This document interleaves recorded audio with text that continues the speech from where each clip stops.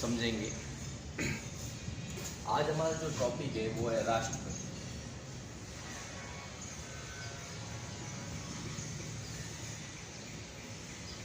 राष्ट्रपति कार्यपालिका का वास्तविक आधार प्रधानमंत्री को समर्पित नियुक्ति होती है, जबकि संवैधानिक रूप से देखा जाए तो प्रधान राष्ट्रपति होता है।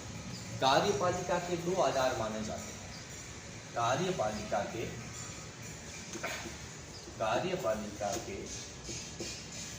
जो आधार है वो दो प्रकार, यानी अपन ये भी कह सकते हैं कि दोहरी कार्यपालिका है। हमारे संविधान में दोहरी कार्यपालिका है। एक राजनीतिक कार्यपालिका है, राजनीतिक कार्यपालिका,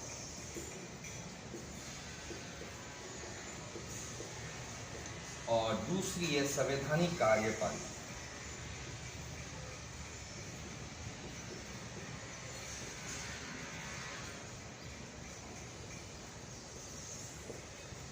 राजनीतिक कार्यपालिका का प्रधान हमेशा प्रधानमंत्री होता है और संवैधानिक कार्यपालिका का प्रधान हमेशा राष्ट्रपति होता है। ये दोनों आधार को समझना आवश्यक है। अगर दोनों को अपन नहीं समझेंगे तो कार्यपालिका पूर्ण रूप से अपन को समझ में नहीं आएगी। तो ये जो संवैधानिक आधार है वही हमने राष्ट्रपति के जो बात करते हैं कार्य प्रणाली में, तो एक नवीन दिशा के आधार पर उसको अपन समझ सकते हैं।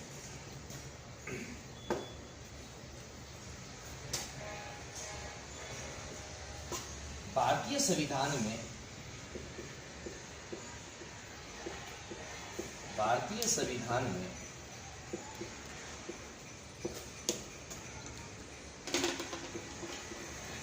राष्ट्रपति को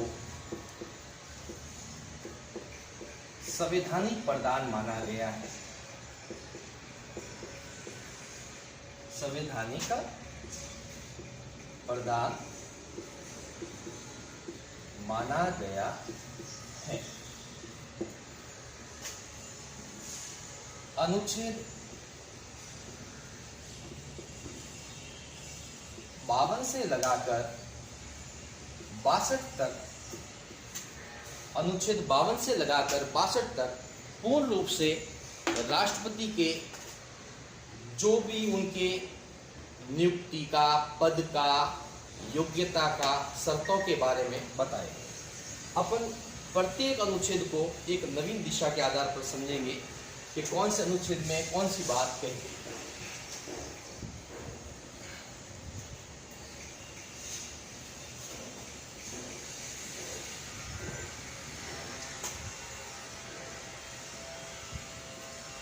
अनुच्छेद 52 में राष्ट्रपति पद का उल्लेख किया गया है। राष्ट्रपति पद का उल्लेख किया गया, पद का उल्लेख अनुच्छेद 52। अनुच्छेद 53 में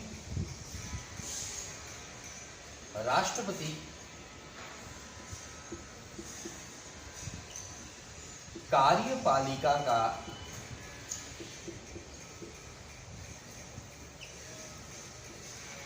संवैधानिक प्रधान होगा।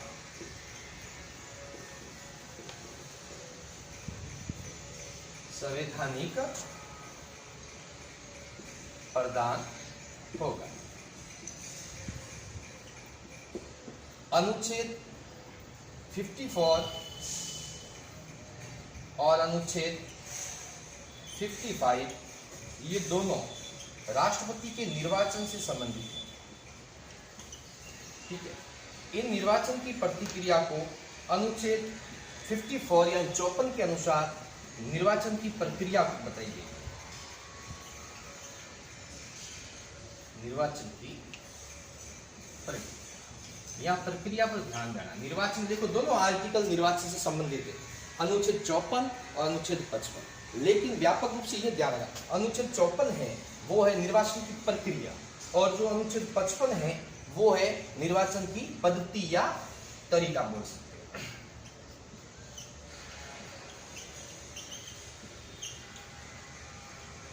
निर्वाचन की पद्धति। ठीक है, यहां पर फोकस किया गया है पद्धति पर। ठीक है, आगे जो आर्टिकल दिए गए हैं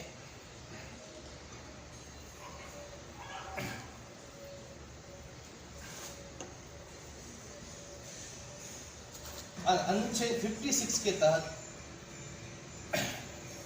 राष्ट्रपति के कार्यकाल के बारे में बताया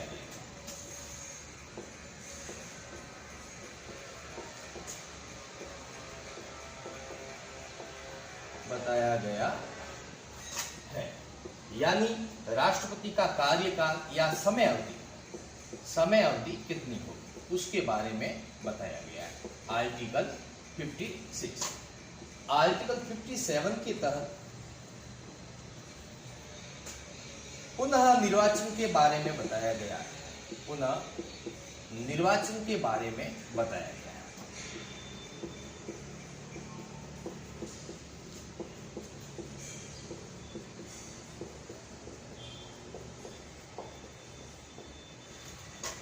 आर्टिकल 58 में राष्ट्रपति पद की योग्यता के बारे में बताया गया है। राष्ट्रपति पद की योग्यता के बारे में बताया गया है। उसके बाद में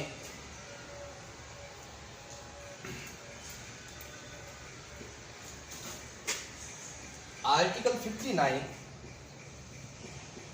यानी 59 में राष्ट्रपति पद की शर्तों के बारे में बताया गया है। शर्तों के बारे में बताया गया है। ठीक है, उसके बाद में अनुच्छेद 60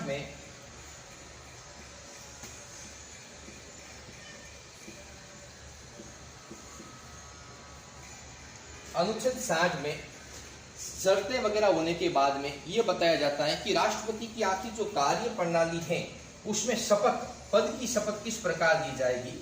पद की शपथ यानी शपथ का उल्लेख किया गया। उसके बाद में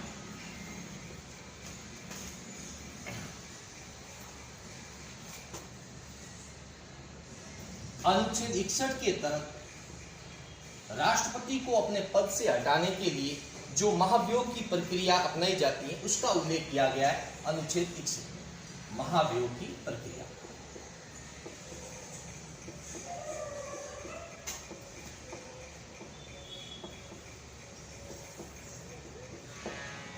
अनुच्छेद 62 में राष्ट्रपति के पद की रिक्तता के बारे में बताया गया है। राष्ट्रपति पद की रिक्तता के बारे में बताया गया। ठीक है, अब रिक्तता का मतलब है राष्ट्रपति का पद जब खाली होता है तो वो किस प्रकार से किस रूप में कौन सा व्यक्ति कार्य करेगा उसके बारे में बताया गया। तो ये कुल मिलाकर आर्टिकल 52 से लगाकर 62 तक पूरा का पूरे राष्ट्रपति का वर्णन किया गया। इसके अलावा दो और आर्टिकल है, आर्टिकल 108 और आर्टिकल 111। ये दोनों महत्वपूर्ण है। ये 108 नंबर है वो एम्बुलेंस नंबर है। ठीक है ना, यानी इमरजेंसी। तो राष्ट्रपति भी संसदीय मीटिंग एवं इमरजेंसी बुला सकता है। आर्टिकल 108 के तहत वो बुलाएगा, वो उसको संभवित रूप से आदेश देगा। ठीक है, अनुच्छेद 111 के तहत जब तक कोई भी विधेयक कानून नहीं बनेगा जब तक राष्ट्रपति उस पर हस्ताक्षर नहीं करेगा। तो ये 111 है वो राष्ट्रपति के हस्ताक्षर से संबंधित है। इसके बाद में राष्ट्र बहुत सारे आर्टिकल हैं, लेकिन उनकी जो शक्तियां हैं उनके बारे में आगे अपन पढ़ेंगे, जो सामान्य कालीन और आपात